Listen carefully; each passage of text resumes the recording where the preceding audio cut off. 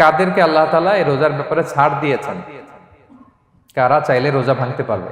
এই ফরজ রোজার ব্যাপারে কেউ কেউ কেউ আছে তারা ছাড় পায়, তারা কারা? হু আর দে? এটা আমরা আগে একটু শুনি। তাহলে দোজ হু এক্সাম্পটেড ফ্রম ফাস্টিং, যারা এক্সাম্পশন পেয়েছে, ছাড় পেয়েছে, তাদের মধ্যে থেকে প্রথম হচ্ছে শিশুরা, আসিবিয়ান।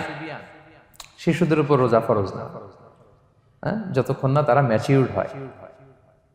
শিশুদের উপর কিন্তু রোজা ফরজ না, প্রাপ্তবয়স্ক হওয়ার আগ পর্যন্ত ফরজ না। তাই বলে আবার শিশুদেরকে রোজা রাখতে বাদ সাধবেন না, রাখতে দিবেন। আমার বড় মেয়ের বয়স 8 বছর, সে গতকাল রোজা রেখেছে, সে মহা খুশি। সে কখনো অডিও কল দেয়, কখনো ভিডিও কল দেয়, কখনো ইফতারের ছবি পাঠায়।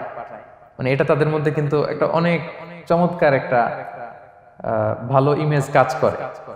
তো আপনারা বাধা দিবেন না যদি রাখতে চায়। অনেক বাবা মারা এত সচেতন, এত অতি সচেতন যে ছেলে মেয়েরা রাখতে চায় কিন্তু বাবা মারা দিতে চায় না। 1-2 দিন না খেয়ে থাকলে বাচ্চারা মরে যায় না, কিন্তু তার মধ্যে এই যে একটা স্পিরিচুয়াল একটা কি বলবো ভাইব আসলো, একটা স্পিরিট আসলো, এটা যেন আমরা নষ্ট না করি। আমার মনে আছে বৈশাখী টেলিভিশনে একটা লাইভ প্রোগ্রামে এক ছোট্ট মেয়ে প্রশ্ন করতেছে যে, হুজুর আমি তো রোজা রাখতে চাই, আম্মু আমাকে রাখতে দেয় না, তো আম্মুকে একটু বলে দেন যাতে আমাকে রাখতে দেয়। ছোট্ট একটা মেয়ে, সে ফোন করে আমাকে প্রশ্ন করলো। তো দেখেন যে এটা ওই বাবা মায়ের তো গর্ব করা উচিত যে আমার ছোট্ট মেয়ে 7 বছর 8 বছর, যদিও এখনো ফরজ হচ্ছে না, আর কয়েক বছর পরে হবে, কিন্তু সে রাখতে চায়, সে সেলিব্রেট করতে চায় সিয়ামকে। তা আমরা যেন তাদেরকে বাধা না দেই, আমরা যেন তাদেরকে ইন্সপায়ার করি। আমার মনে আছে আমি ছোটবেলা, তখন আমি মাদ্রাসায় ভর্তি হই নাই, আমি তখন স্কুলে পড়তাম। তো খুব ছোট, কিন্তু আমি রোজা রাখতে চাইতাম, আব্বা আম্মা দিতে চাইতো না। আমার দাদি আমাকে বলতো যে তুমি একটা কাজ করবা, তুমি সকালে স্কুলে যাবা, দুপুর 12টায় ফিরে আসবা, এসে খেয়ে ফেলবা, তো হাফ রোজা হয়ে গেল, অর্ধেক। এরপরের দিন আবার সকালে না খেয়ে যাবা, দুপুর 12টায় এসে খেয়ে ফেলবা, অ্যানাদার হাফ, তো 2 হাফ মিলে একটা হয়ে গেছে। এইভাবে আমি অনেকগুলো রোজা রাখছিলাম ওই বছর। এখনো এই স্মৃতি আমাকে স্মৃতিকাতর করে। আমার দাদি নাই, চলে গেছেন, আল্লাহ ওনাকে জান্নাত নসিব করুক, আমরা দোয়া করি। কিন্তু আজও আমার কাছে এই নস্টালজিয়া ফিলিংটা হয় যে আমি কিন্তু এইভাবে রোজা রাখছিলাম ছোটবেলায়। আমাদের বাচ্চারাও তাই করে। সো ওদের মধ্যে যে এই আবেগ, এই উচ্ছ্বাস, এটাকে যেন আমরা নষ্ট না করি। বাট লিগালি তাদের উপর রোজা ফরজ হয়নি, প্রাপ্তবয়স্করা রাখবে, তাইলে ওদের রাখা লাগবে না। নাম্বার 2, মাজনুন, পাগলদের উপর রোজা ফরজ হয় না। যারা পাগল তাদের উপর ফরজ হয় না। একটা হাদিস শোনাই, আল্লাহ রাসূল সাল্লাল্লাহু আলাইহি ওয়াসাল্লাম বলেছেন, আমি সবকিছু খুব প্রিসাইজলি বলছি যেহেতু আমাদের সময় কম। রুফি আল কালাম আন সালাসা, 3 ব্যক্তির উপর থেকে শরীয়তের কলম উঠিয়ে নেওয়া হয়েছে। আনিন নাইমি হাত্তা ইয়াস্তাইকিযা, ঘুমন্ত ব্যক্তি যতক্ষণ না সে জাগে। ঘুমের মধ্যে আপনারা কেউ বকা দিয়ে ফেললে আপনি মাইন্ড করতে পারবেন না, তো ঘুমাইছিল, কাকে বকা দিয়েছে কি করছে সে জানেই না। ঘুমন্ত ব্যক্তির উপর থেকে শরীয়তের কলম উঠিয়ে নেওয়া হয়েছে। আনি সবিগি হাত্তা ইয়াহতালিমা, শিশু যতক্ষণ না সে প্রাপ্তবয়স্ক হয়। ওয়া আনিল মাজনুনি হাত্তা ইয়াকিলা, পাগল যতক্ষণ না সে সুস্থ হয়। এই 3 শ্রেণীর ব্যক্তি থেকে শরীয়তের কলম উঠিয়ে নেওয়া হয়েছে। বুঝতে পেরেছেন? আচ্ছা, 2টা গেল। 3 নাম্বার হচ্ছে মারিদ। আপনি যদি খুব অসুস্থ হন তাহলে আপনি রোজা ভাঙতে পারবেন, যেটা আমরা ওই যে ইন্ট্রোডাক্টরি ডিসকাশনে বলেছি যে অসুস্থ হলে আপনি রোজা ভাঙতে পারবেন। 4 নম্বরে হচ্ছে মুসাফির, ট্রাভেলার, যদি আপনি লম্বা সফর করেন আপনি রোজা ভাঙতে পারবেন। এটা ন্যূনতম সীমা হচ্ছে 48 মাইল। তাই বলে কেএল থেকে পেনাং যাচ্ছেন আর রোজা ভেঙে ফেললেন, এটা করা যাবে না। আবার এখানে যদি আপনার সফরের পেরেশানি থাকে, খুব কষ্ট, তাহলে আপনি এই সুযোগটা নিতে পারবেন। কিন্তু আল্লাহ বলেছেন ওয়া আন তাসুমু খায়রুল লাকুম ইন কুনতুম তা'লামুন, যদি তোমরা রোজা রাখো এটাই তোমাদের জন্য কল্যাণ, যদিও আমি ফ্লেক্সিবিলিটি দিয়েছি। তো রাসূল সাল্লাল্লাহু আলাইহি ওয়াসাল্লামের সময় দেখা যেত যে মক্কা থেকে মদিনা, মদিনা থেকে তায়েফ যেতে প্রচন্ড গরমের মধ্যে ওনারা উট দিয়ে মরুভূমির উপর দিয়ে যেত। তো ওই পরিস্থিতি কিন্তু আমাদের নেই। কিন্তু যদি আপনার লম্বা সফর হয়, লেটস সে আপনি কেএল থেকে নিউ ইয়র্কে ফ্লাই করছেন, সফরের অনেক পেরেশানি, অনেক সময় হয়তো খেতে পারছেন না, আপনি চাইলে এই ফ্লেক্সিবিলিটি নিতে পারবেন। তো অসুস্থতা আর সফরে থাকলে আপনি রোজা ভাঙতে পারবেন, তবে ফাইদ্দাতুম মিন আইয়ামিন উখর, অন্য সময় এটা গুনে গুনে রাখতে হবে। 5টা যদি ভাঙা যায় পরে 5টা কাজা করবেন। এই পয়েন্টটা কি সবার কাছে ক্লিয়ার? সফরে যে রাসূল সাল্লাল্লাহু আলাইহি ওয়াসাল্লাম রমাদানে রোজা ভেঙেছে, এটার একটা দলিল বলি। আপনারা মক্কা বিজয়ের নাম শুনেছেন না? রাসূল সাল্লাল্লাহু আলাইহি ওয়াসাল্লাম হিজরত করলেন, পরে আবার বিজয় করলেন। এই মক্কা বিজয় কত হিজরিতে হয়েছে কে বলতে পারবেন? হ্যাঁ, হিজরি বলেন তো দেখি। অষ্টম হিজরি, মাশাআল্লাহ। অষ্টম হিজরিতে রাসূল সাল্লাল্লাহু আলাইহি ওয়াসাল্লাম যখন মক্কা বিজয় করতে যান, এটা কোন মাস ছিল জানেন? হ্যাঁ, রমাদান মাস। রমাদানের 20 তারিখে মক্কা বিজয় হয়েছে, 20 রমাদান। তো রাসূল সাল্লাল্লাহু আলাইহি ওয়াসাল্লাম মদিনা থেকে মক্কায় যাচ্ছেন বিশাল বাহিনী নিয়ে। মক্কায় পৌঁছতে আরো 90 কিলোমিটার বাকি। আল কাদিদ নামে একটা জায়গা আছে, সহিহ বুখারীর বর্ণনা। ওই কাদিদ নামক জায়গায় রমাদানে রাসূল সাল্লাল্লাহু আলাইহি ওয়াসাল্লাম রোজা ভেঙেছিলেন, ওটের উপর বসে ঢকঢক করে পানি খেয়েছিলেন, যাতে সবাই দেখে। কারণ সবাই ভাববে রমাদানের রোজা রাখবো কি রাখবো না, সবাই আলাদা করে বলতে অনেক সময় লাগবে। রাসূল সাল্লাল্লাহু আলাইহি ওয়াসাল্লাম একটা উঁচু জায়গায় সবাইকে দেখে ওটের উপর পানি খেয়ে ফেললেন। ফলে রাসূলের দেখা দেখি সব সাহাবারা পানি খেয়ে রোজা ভেঙে ফেললো। এটা কোন মাস ছিল? সবাই বলতে হবে কোন মাস? রমাদান। রাসূল সাল্লাল্লাহু আলাইহি ওয়াসাল্লাম সফরে ছিলেন, ফলে তিনি রোজা ভেঙেছেন। দলিল পাইছেন? হ্যাঁ, আচ্ছা, সংক্ষেপ করে দিচ্ছি, লম্বা কথা সংক্ষেপ করে দিচ্ছি। আর কোরআনের আয়াত তো শোনালামই আমি, ফামান কানা মিনকুম মারিদান আও আলা সাফার ফাইদ্দাতুম মিন আইয়ামিন উখর।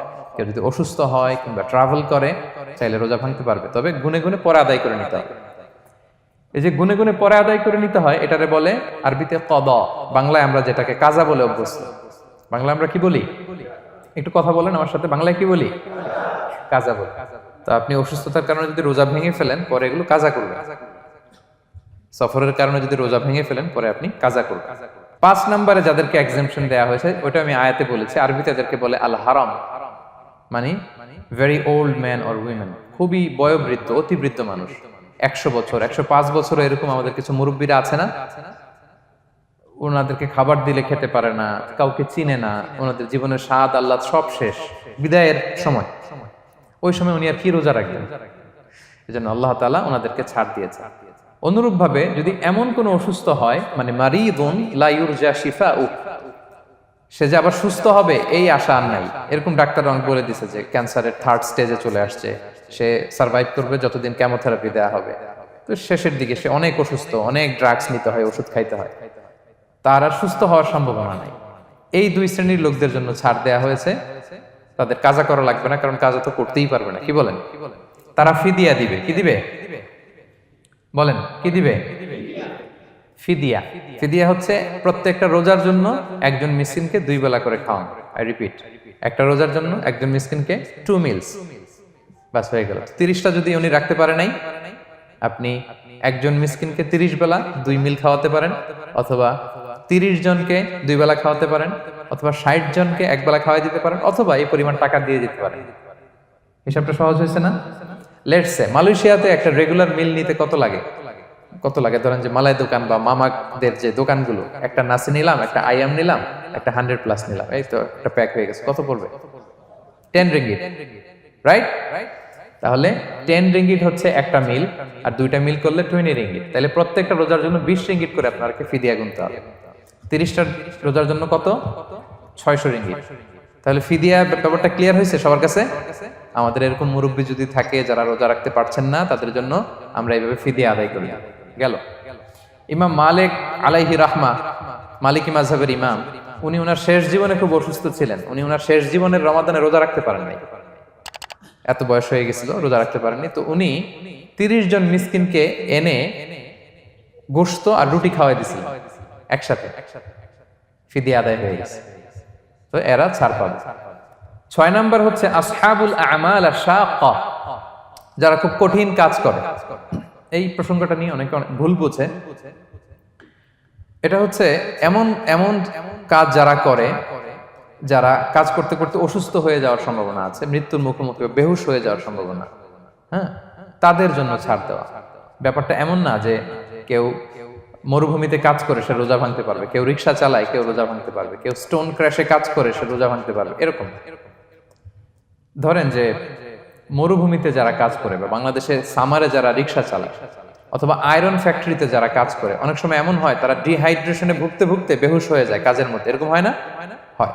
তাদের জন্য ছাড়, কিন্তু তাদের জন্য রেকমেন্ডেশন হচ্ছে এটা ফরজ ইবাদত, এটা তাদেরকে রাখতেই হবে। হয়তো নাইট শিফটে কাজ করার ট্রাই করবে, অথবা সারা বছর একটু একটু জমিয়ে রোজা রাখার চেষ্টা করবে, কিন্তু রোজা তারা রাখবে, তারা সাহুর খাবে, তারা রোজা রাখা শুরু করবে। কিন্তু মরুভূমিতে কাজ করতে করতে যদি এমন হয় যে সে বেহুশ হয়ে যাচ্ছে, মরার উপক্রম, এই পরিস্থিতিতেও সে রোজা ভাঙতে পারবে না, ইসলাম এতটা কঠিন নয়। পরিস্থিতি যদি এমন হয় তখন সে রোজা ভাঙতে পারবে, পরে সে রোজাগুলো কাজা করে নেবে। আচ্ছা, তো এই জন্য এই সমস্ত লোকদের ব্যাপারে আমাদের একটু সহনশীল হওয়া উচিত। আমাদের যে ওয়ার্কাররা গরমের মধ্যে কনস্ট্রাকশনে কাজ করে, আয়রন ফ্যাক্টরিতে কাজ করে, খুব কঠিন কাজ করে, তাদের কাজের টাইমটা কমায় দেয়া, তাদেরকে সাপোর্ট দেয়া, যাতে তারা রোজা রাখতে পারে। 7 নাম্বার হচ্ছে আল হামেল, গর্ভবতী নারী। 8 নাম্বার হচ্ছে আল মুরদিআ, ব্রেস্ট ফিডিং মাদার, বাচ্চাকে দুধ খাওয়াচ্ছে যে মায়েরা, ওনারা রোজা ভাঙতে পারবে। যদি ডক্টর বলে যে আপনি যদি রোজা রাখেন পেটের বাচ্চার সমস্যা হবে, রোজা ভাঙতে পারবে, পরে কাজা করবে। অথবা ডক্টর যদি বলে যে আপনি যদি না খান তো বুকে দুধ আসবে কোত্থেকে, বাচ্চাকে খাওয়াবেন কিভাবে, ডিহাইড্রেশন হবে, রোজা ভাঙতে পারবে। এটার দলিলটা শোনেন, সুনানে আবু দাউদের হাদিস, আল্লাহ রাসূল সাল্লাল্লাহু আলাইহি ওয়াসাল্লাম বলেছেন, ইন্নাল্লাহা আযজা ওয়া জাল্লা ওয়াদাআ আনিল মুসাফিরি শাতরাস সালাহ, আল্লাহ তাআলা মুসাফিরের জন্য নামাজকে অর্ধেক করে দিয়েছেন, কসর, ওয়া সিয়ামা আনিল হামিলি ওয়াল মুরদি, আর গর্ভবতী নারী আর দুধ খাওয়াচ্ছে এমন মায়ের জন্য আল্লাহ সিয়ামকে এক্সামশন দিয়ে দিয়েছেন, ছাড় দিয়েছেন, তারা চাইলে রোজা ভাঙতে পারবে। ক্লিয়ার? 9 নাম্বার হচ্ছে মেনস্ট্রুয়েশনাল পিরিয়ড যাদের হয়, যে বোনদের পিরিয়ড হচ্ছে মাসিক, রোজা রাখবে না, যতটা ভাঙ্গা গেল পরে আদায় করে নেবে। 10 নাম্বার হচ্ছে পোস্টপার্টাম পিরিয়ড, যেটা নিফাস বলে, আফটার বার্থ, এই বেবি ডেলিভারি, বেবি ডেলিভারির পরে আমাদের বোনদের যেই পিরিয়ডটা হয় সেই সময় ওনারা রোজা রাখবেন, কয়টা ভাঙলো গুনে পরে কাজা করে ফেলবে। এবং আম্মা জান আয়েশা রাদিয়াল্লাহু তাআলা আনহা উনি বর্ণনা করেন, কুন্না নাহিদু আলা আহদি রাসূলিল্লাহ, এটা একটা ন্যাচারাল প্রসেস, আমাদের আম্মা জান নবীদের স্ত্রীদেরও এটা হতো। তিনি বলতেন যে আমাদের যখন পিরিয়ড হতো, সুম্মা নাতহুর, এরপর যখন আমরা সুস্থ হয়ে যেতাম, ফায়ামুরুনা বিকাদাইস সিয়াম, রাসূল সাল্লাল্লাহু আলাইহি ওয়াসাল্লাম আমাদেরকে রোজাগুলো কাজা করতে বলতো, ওয়ালা ইয়ামুরুনা বিকাদাইস সালাহ, নামাজ কাজা করতে বলতো না। আমাদের বোনরা পিরিয়ডের কারণে যে নামাজগুলো চলে যায় এগুলো কিন্তু পড়তে হয় না পরে, কিন্তু রোজা যদি ভাঙা হয় সেগুলো কি করতে হয়, রাখতে হয়। একটা মজার হাদিস শোনেন, আম্মা জান আয়েশা রাদিয়াল্লাহু তাআলা আনহা বলেন যে আমার যে রমজানের ভাঙতি রোজাগুলো ছিল আমি সারা বছর রাখতাম না, আমি হাদিস পড়তে গেলে অনেক সময় লেগে যাবে, সারা বছর আমি রাখতাম না, এটা আমি শাবান মাসে রাখতাম। কোন মাসে? শাবান মাসে। কেন? কারণ রাসূল সাল্লাল্লাহু আলাইহি ওয়াসাল্লাম নিজেও রমাদানের পরে সবচাইতে বেশি নফল রোজা যেই মাসে রাখতেন সেটা হচ্ছে শাবান মাস। এই যে এই মাসের আগে যে মাসটা আমরা কাটায় আসলাম শাবান, এই শাবান মাসের প্রায় পুরো মাসে রাসূল সাল্লাল্লাহু আলাইহি ওয়াসাল্লাম রোজা রাখতেন। তো আম্মা জান আয়েশার যে ভাঙতি রোজাগুলো উনি সারা বছর না রেখে ওই সময় রাখতেন, হাজবেন্ড ওয়াইফ দুইজনেই রোজাদার। ব্যাপারটা সুন্দর না অনেক? দুইজনেই, যেহেতু আমার হাজবেন্ডও রাখতেছে তো আমিও এই টাইমে রাখি, এইভাবে উনি বুদ্ধি করে ওনার রোজাগুলো রেখে দিতেন, উনি শাবান মাসে রাখতেন। কারণ তিনি রাসূল সাল্লাল্লাহু আলাইহি ওয়াসাল্লামের ব্যাপারটা খেয়াল করতেন। এমন হতে পারে যে অন্য মাসে যদি উনি রোজা রাখেন দিনের বেলায়, রাসূল সাল্লাল্লাহু আলাইহি ওয়াসাল্লাম হয়তো আম্মা জান আয়েশা রাদিয়াল্লাহু তাআলা আনহার সঙ্গ পেতে চাইতে পারেন দিনের বেলায়, সো এটা রাসূল সাল্লাল্লাহু আলাইহি ওয়াসাল্লামের জন্য কষ্টকর হবে, আর উনি তো রোজা রেখেছেন, সো উনিও প্ল্যান করে এমন সময় রাখতেন যে সময় রাসূল সাল্লাল্লাহু আলাইহি ওয়াসাল্লাম নফল রোজা রাখতেন, শাবানে রাখতেন। তো আমাদের বোনরা এই কাজটা করতে পারেন, শাবানে আপনারা এগুলো রাখতে পারেন। এই পয়েন্টটা শেষ। এই লোকেরা রোজা ফরজ হওয়ার পরেও ছাড় পাবে, আর যে সমস্ত ক্ষেত্রে ভাঙতে পারবে তারা পরে এগুলো কাজা করবে। কাজা মানে একটা রোজার জন্য একটা রাখা, একটার জন্য একটা রাখা। আর ফিদিয়া মানে কি একজন বলতে পারবেন? বলেন। মাশাআল্লাহ, একটা রোজার জন্য একজন মিসকিনকে 2 বেলা খাওয়ানো, আর 30টা রোজার জন্য 60 বেলা। এই তো হয়ে গেল, বুঝে গেছেন আপনারা। Be a part of our vision to listen and share the khair.